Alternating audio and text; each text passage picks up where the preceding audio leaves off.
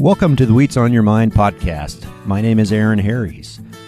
Wheats on Your Mind is brought to you by the Kansas Wheat Commission and Kansas Association of Wheat Growers. On this episode of the podcast, my guests are Jay Armstrong and Dana Woodbury. Jay Armstrong is the proprietor of Armstrong Farms in Muskota, Kansas. Jay served on the Kansas Wheat Commission for several years, following in his father John's footsteps, and currently serves on the Kansas Association of Wheat Growers and Kansas Wheat Commission Research Foundation Board of Directors. Jay was the first teaching assistant for Dr. Barry Flinchbaugh at K-State and is on the board of directors of the Flinchbaugh Center. Dana Woodbury serves as the executive director of the Barry Flinchbaugh Center for Ag and Food Policy. She has a background that includes 17 years as the owner and manager of a service-based business in Garden City, Kansas, and prior to that, she worked in the agribusiness division of Fleischmann-Hillard. So thank you to Jay and Dana for being my guests on this episode. Welcome. Thank you. Thank you. Well, let's talk about the Barry Flinchbaugh Center. And, I imagine, Jay, most of the audience knows who Barry Flinchbaugh was, but some may not. So you've described the man many times, and we're closer to him than most people. How do you describe a legend like that? I don't know. I don't think you can do it in one sentence, and certainly not in one word. I was very fortunate. I took his class in 72. My father was president of the Farm Bureau at the time, and the upperclassmen told me I should take the class. You usually are trying to figure out what you're going to take for the next semester, and you ask them, and they said, take it. And then they all ran down to Barry and said, now you're going to have to be careful in class because the president of Farm Bureau son's in there. And I'll never forget that first day of class showed up. He walks in, he's got that big cigar, his eyes look down, and this little round kind of guy with a squeaky voice, and he looks up, where's Armstrong? And I just meekly raised my hand. He says, I understand who your father is. You will be signing documents that nothing that's said about Farm Bureau in here leaves these walls. And he scared me to death. And as he reminded me several times, he determined my grade. So that semester, I was at his beck and call. But we developed a good relationship. That was at a time when you couldn't get a room in the dorms, and I think I was a sophomore, and so 4 of us guys went together, bought a house out by the stadium, and one day I'm driving into campus, and right down the corner from where our house was Barry Flinchbaugh out getting in his car. So we lived a few houses down, and then that's when I got to know his family and Kathy and David at the time, and so out of that, my relationship, he says, I'd like a teaching assistant, which he'd never had one before. And really what he wanted mostly, I think, was a driver, because Barry, and Kathy will agree with this, he was a terrible driver. You didn't want to ride with him. And so, but back in those days, there was no internet, there was no Zoom, and you got in the car, and he would have scheduled county extension meetings or multi-county extensions, and we would spend 3 and 4 days just driving the state. So I got to talk and got to know him during those times. And Barry's bark was worse than his bite. He was a very compassionate person, and his love for students was unmatched, in my opinion, and he would do anything to help. But he knew how to teach and educate with the use of humor, and that is what you retain, and he had the secret to that. Now, he originated from Pennsylvania Dutch country, correct? That's correct. And at one time, we went back there. We had a meeting in Wilmington, Delaware, and we went back early and got in the car, and we drove. I saw where he grew up and some of his land and the church where he went to. And then we took a little jaunt over to Gettysburg and drove through Amish country. And yeah, the stories that he told, he was a county extension agent for a year or two back there, and the stories he could tell about there were some mafia people around there that offered to give a whole lot of money to the 4-H because their son was in it. And he says, I couldn't take it. He says, but he said, I sure would have liked to have had it. I mean, I just had little whim things like that the whole time. But yeah, no, he was one of a kind. When you traveled around the state with him in Kansas, was he a little bit of a culture shock to Kansans? How did they receive him initially? He'd been in the state for just a couple of years, so he had already begun to build his reputation. Okay. And what he did was he found out the one issue that was so critical to farmers. And so he would go out there, and that was, at that time, it was property tax were really out of whack. He always taught us in class of the three-legged stool, and property taxes were way more than the sales and income. And so he had a sympathetic crowd, and then he would go out there and he would ask the crowd, what's the number one farm problem? And they would say, our property taxes are too high. And he would come back at them and say, when haven't they been too high? They liked him, and he didn't try to snow them with anything, and that's how he built his reputation as someone that they could trust. And then, like I said, the humor made it, they would come. Dana, before we get into the kind of makings of the center, what's your connection to the former Dr. Flinchbaugh? Well, I do have an interesting connection to him. When I was in graduate school here at Kansas State University, I worked for the head of the department and helped with some communications. And my desk was right outside of the door that he had, his second door in his office. And he would blow through that door and knock my chair out of the way on a daily basis. And so I got to know him in that way, as well as the work that I did in ag policy after graduate school. He helped me with those connections and continued to stay in touch with me. Well, Jay, when we lost Dr. Flinchbaugh a few years ago after he passed away, I'm sure you were the first one to think about how do we honor this guy? How do we keep his name going? For a guy like him, it couldn't be the standard, name of scholarship after him. It had to be something different. So, how did this evolve? Well, while he was alive, we talked a lot, and get ahead of myself all through the years. Barry helped me and get involved in things. Farm Foundation was one of them in '96, which we both chaired when I followed him. And so that meant we got to travel to places. And so we had, and we would share rooms and things, and we'd talk. And as he got to the age where he was wondering about his legacy, as we all do when we get to that age, he wanted a chair. And I and another fellow helped raise the money for the chair, but we didn't get that raised until after his passing, unfortunately. We'd also talked about some kind of a Flinchbaugh Center, and there was one that one of his compatriots down in A&M had started. He went to Purdue, and this guy went to Purdue, and I think he kind of dreamed of trying to do something in the Midwest that had been done down there, which is primarily for the Southwest. While we never got it down, because we were trying to get the chair started, we never got it down into talk to it about in finite terms. But things begin to happen because I always knew that was his dream. But most important for me, and there was a group here, in fact, Dana's husband kind of has this little peer group, they knew the value of what Barry had done. And the fact that, there was freedom to farm, the land use appraisal, I think starting Carl, all those kinds of things. He was results. And we knew that the process of how policy analysis actually turns into something had to be preserved and nurtured. And so that's kind of how this all began to come about.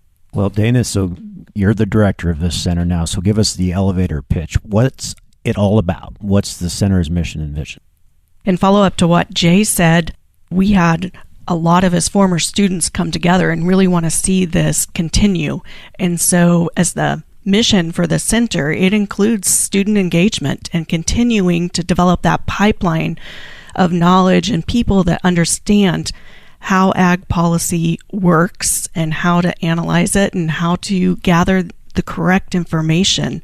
So one piece of the mission for the Flinchbaugh Center is on the student side, and then engaging students with the policy work that we want to do. And the vision here is not to create a data generation center. We're really focused on bringing the stakeholders together, just like Barry would have done in an extension setting, and learn what is going on here, what is the truth, and then really talking with that group that's impacted by potential policies and find out what are some alternative policies that might work, and then what could some probable consequences be.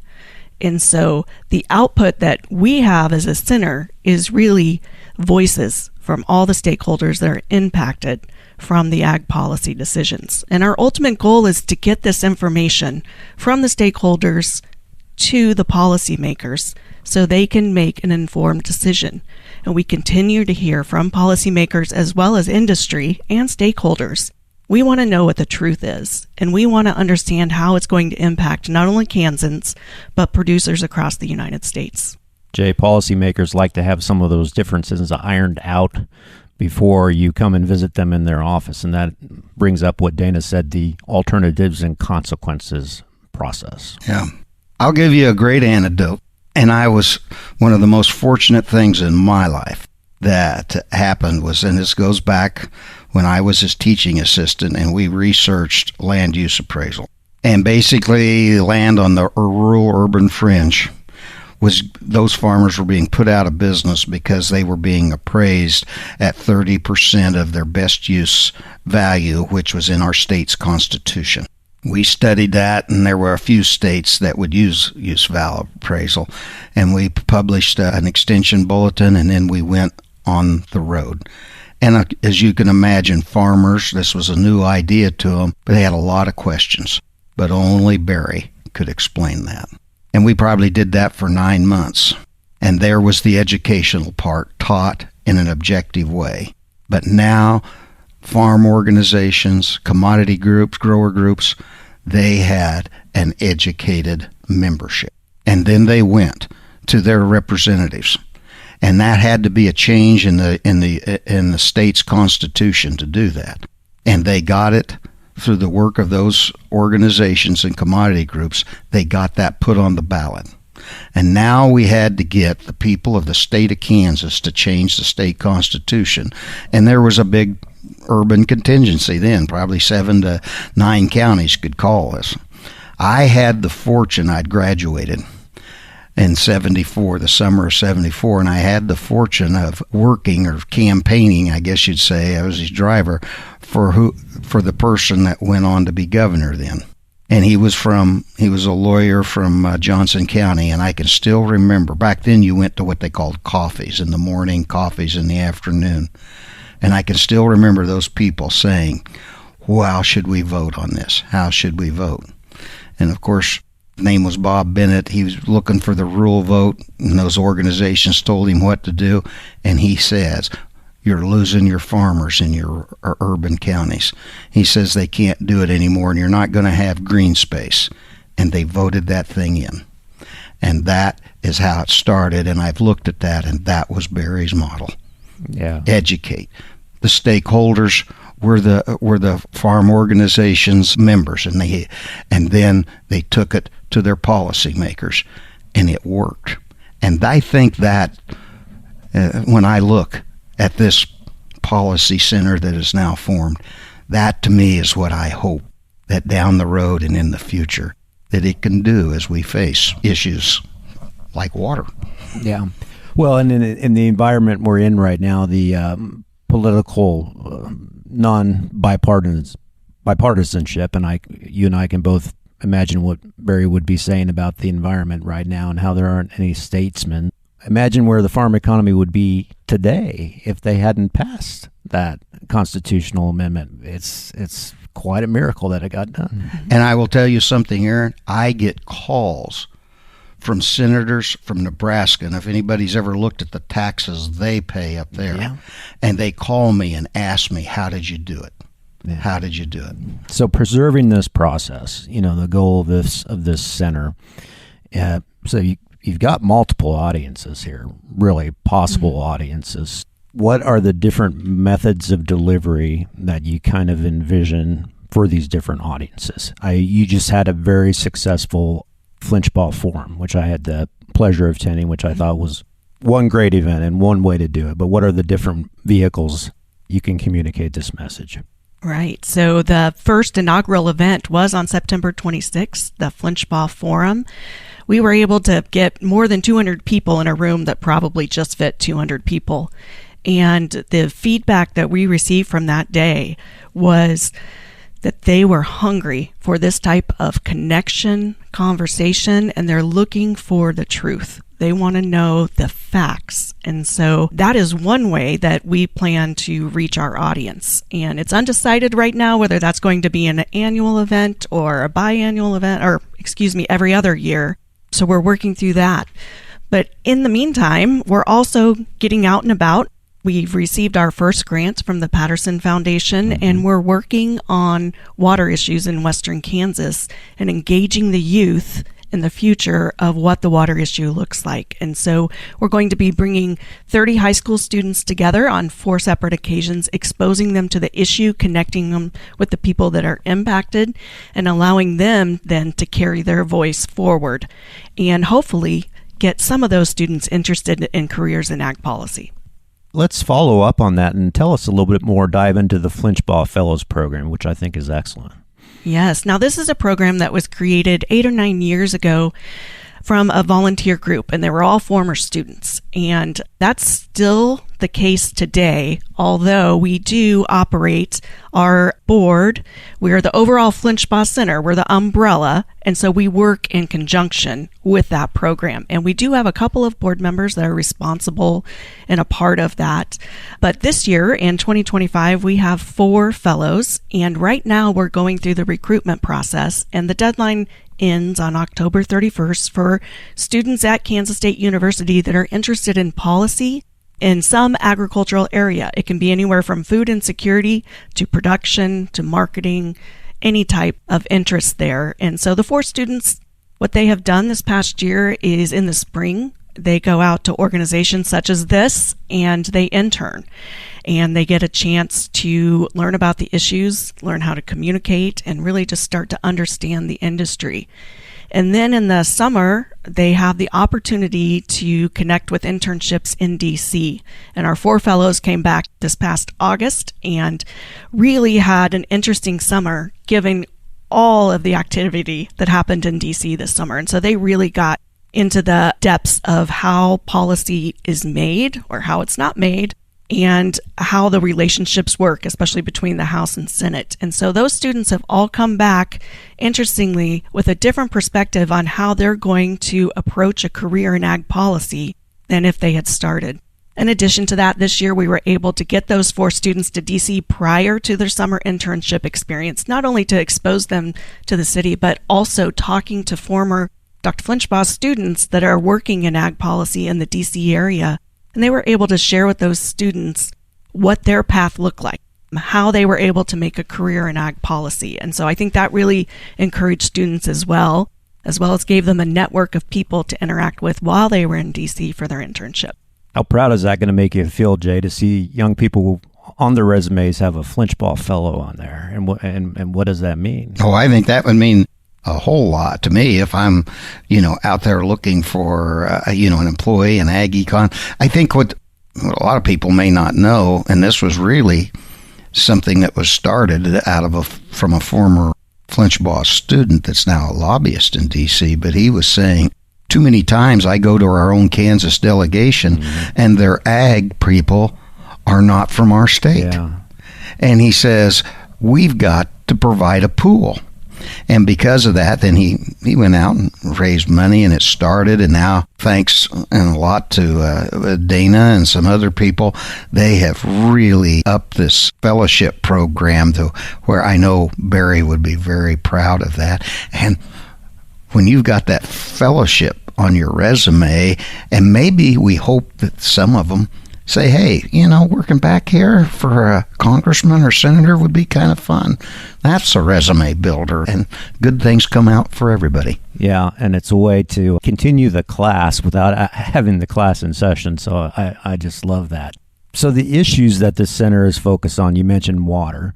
I know you've got an outstanding board of directors, but what's the approach to narrowing down the issues that the center is going to work on? Yeah, I think that's a great question and one that we get a lot. Our process has been that I start by doing an identification process through phone calls to 12 to 15 policy industry leaders, and then I collect that information and bring it back to our policy council. And then the council takes a look at the information, figures out what came up the most, what potential issues could be influenced from a policy education perspective. And then we do a little bit more of a deep dive into those issues and put it in front of our board of directors. And we're actually just getting ready to go through this process again at our upcoming meeting in December to decide, are the issues that we have on our docket right now still the most important issues, or are there others that have creeped up in there that we should consider? And so I think it's really important for people to understand it's not one person determining what issues we will look at. It is really a collective voice of industry leaders as well as our board. Yeah. I would say, to add to that, it is probably the hardest thing that this board will deal with, is trying to identify an ag issue early enough that you can still educate. And that's what Barry always used to say. If you wait too late to where an issue becomes so political, and I would throw ag labor as an example of one of that, he says, then you have lost the ability to educate.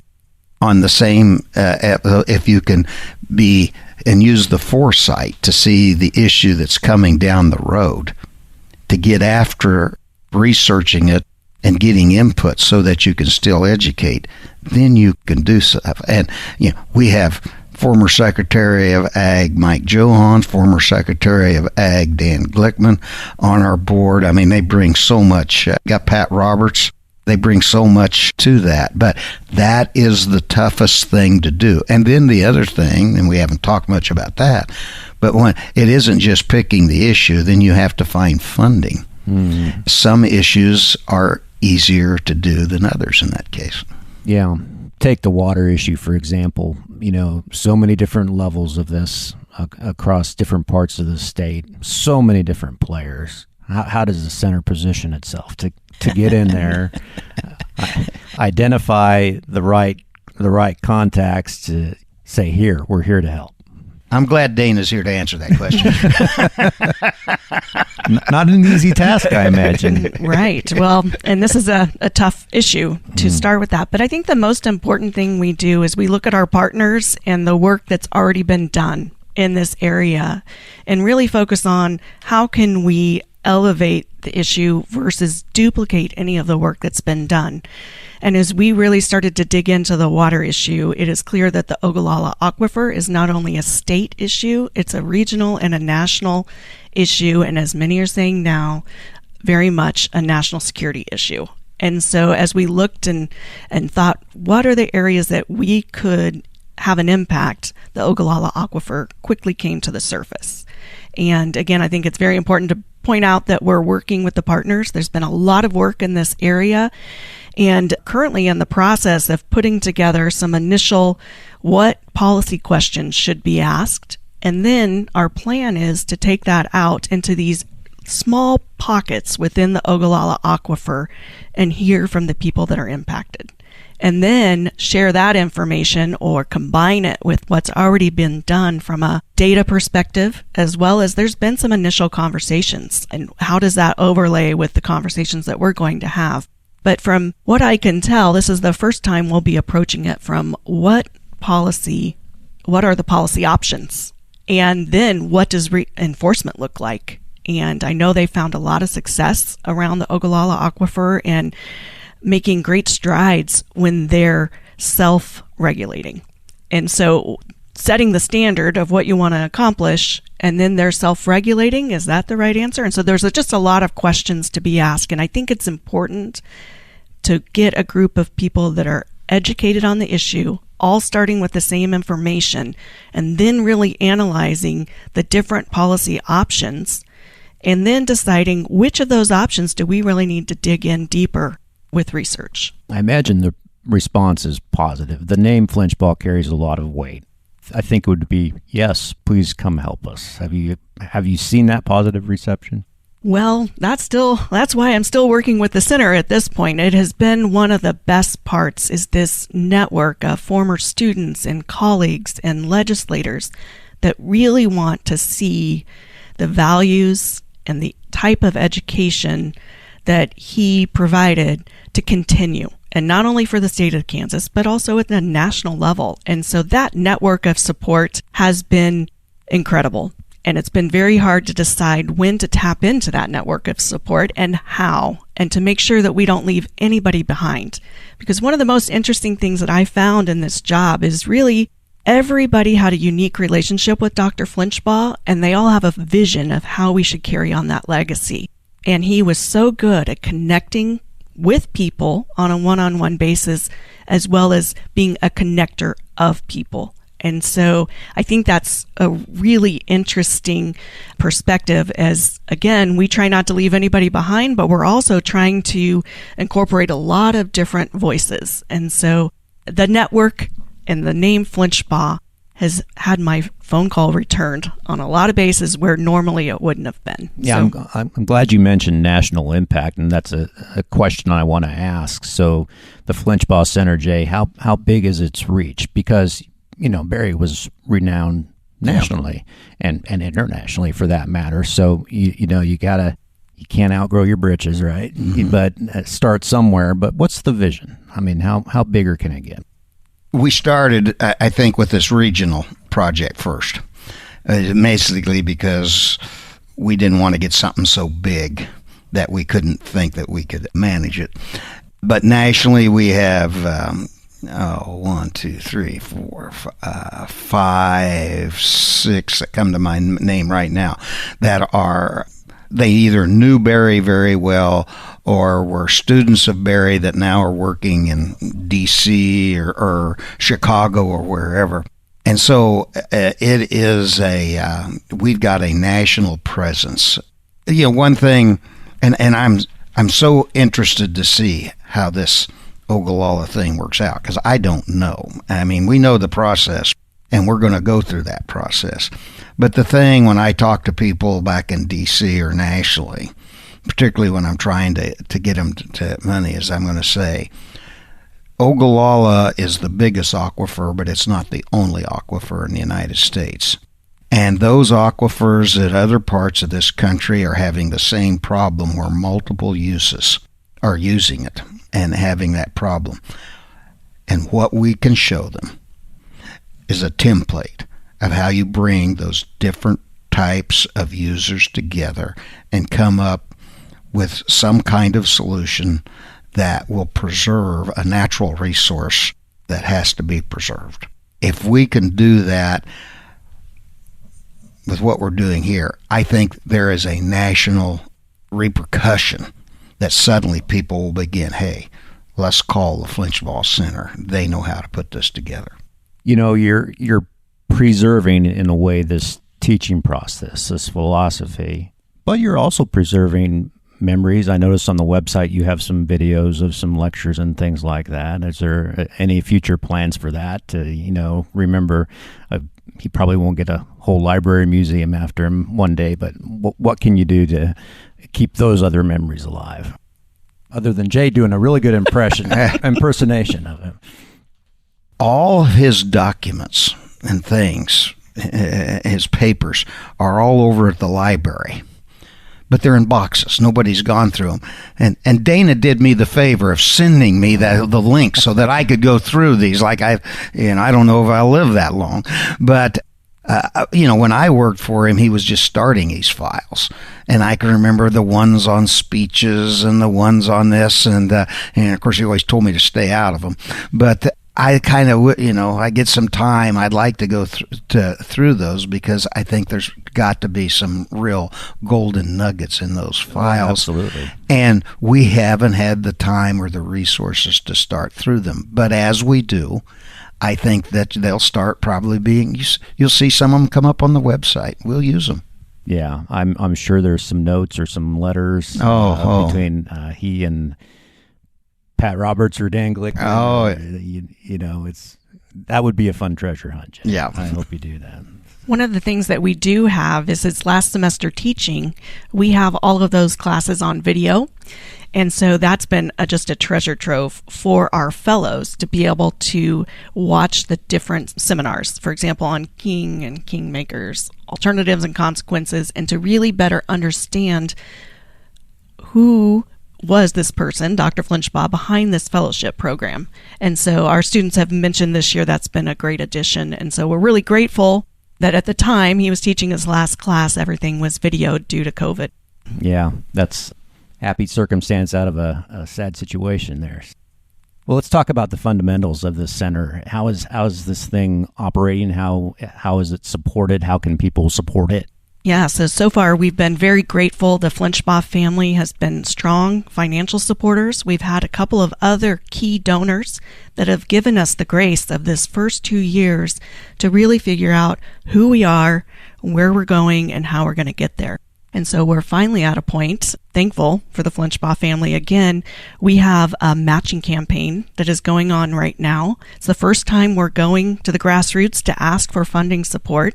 It's a $95,000 matching campaign. That's one way that we're hoping to move forward as far as funding goes. Another is really looking at partnerships with organizations such as yours and issues that are impacting your listeners and customers. So looking at those issues and how they overlap with your priorities as well, and possibly working with organizations like yours. We're also looking for grant funding. Again, I mentioned we've received our first grant, and it was really only our first grant writing session, so we're going to continue that this year as well. We're looking at putting lots of pieces of a puzzle together to be able to move this work forward. And I'm confident now to go out and talk with people because of, one, the work that we've been able to do to this point and getting organized and knowing that we have a brand and a real clear vision of where we're headed in the future. Also better knowing how we're going to approach the issues. And so that gives me the confidence to go out and talk with potential funders. We have had some people just reach out to us, which has been incredible. But if somebody is out there that's listening to you that does want to either be a part of the matching campaign or talk with me one-on-one about how maybe some of the work that we're doing overlays with their priorities and how that might best fit their giving opportunities, happy to talk with somebody by phone. You can also go to our website. Well, congratulations to both of you, Jay. Any final thoughts? Only thing I would say is, and I think want to mention our close relationship with Kansas State. That's right. You know, when I started this, I was on the Kansas Board of Agriculture when I went to Barry, and I know the Kansas wheat growers were trying to do the same thing unbeknownst to me. But that's when we started Carl some 30 plus years ago and went to Barry, and he says, Jay, here's what you need. You need money, you need the kingmaker support, and then you need a good director. You need the right staff. And so I've always remembered that, and I remember when we met in the union and he put the people together when we had the steering committee to start Carl and look at it today. So I sit here and look at this, and when we found Dana, that was like a godsend to me. I said, now I know we have the right person. I had a group of very influential people that were behind me that told me, Jay, go do it. And I did. The funding is the thing that so far has been adequate, but for us to do more, we got to get a more established funding source, of which we're working on. We have their attention. Our entire congressional delegation, it believes in this. And if we get Washington to work, maybe we would have some chances there. But in any event, for the people listening, remember Barry and the work he did. That is what we need to grow. And then I think there's, the sky is the limit. And we need Kansas State. We need their Department of Ag Economics. That's where all our ag economists are with the different disciplines that they have. That's where Jennifer F., who's the Flinchbaugh chair, who's doing a great stand-up job, that is an ex-official member of our board. I mean, it just all comes together, and it fits in the result orientation of Barry and ag policy. Thanks for that reminder that the man did bleed purple. We should never, right. We should never forget that. Yeah. Well, I have a couple things I would like to add along those lines with our relationship with K-State. They stepped up early on and said we'd like to find some way to have a partnership and work together. And our board quickly went along with that and said, okay, let's identify that. And Jennifer Ift, as the Flinchbaugh chair in the Ag Econ department, was quick to step up. She not only serves as an ex officio board member, but also helps me on a weekly basis. And we're continuing or starting to think about this is how do we move forward together as one? And so that's been really good. We also have the Dean of the College of Ag that serves on our board. So that's been great. And then also Tim Steffensmeyer, who's with the External Office of Engagement. He's really been our connection point into the university and helping us identify opportunities to connect with partners just beyond the College of Ag, but with others there at the university. And so we're really grateful for that partnership and look forward to how that relationship continues to develop. Best wishes to both of you in your endeavors here. And Jay, you mentioned at the beginning always to keep a little bit of humor in this, and I think you probably remember a lot of Barry Flinchbaugh jokes. I won't put you on the spot, but I think you'll carry the torch on that and on keeping lighthearted. He provided me with a lot of material. That's right, exactly. That'll be part of the museum. So, thanks again. Thank you. Thank you.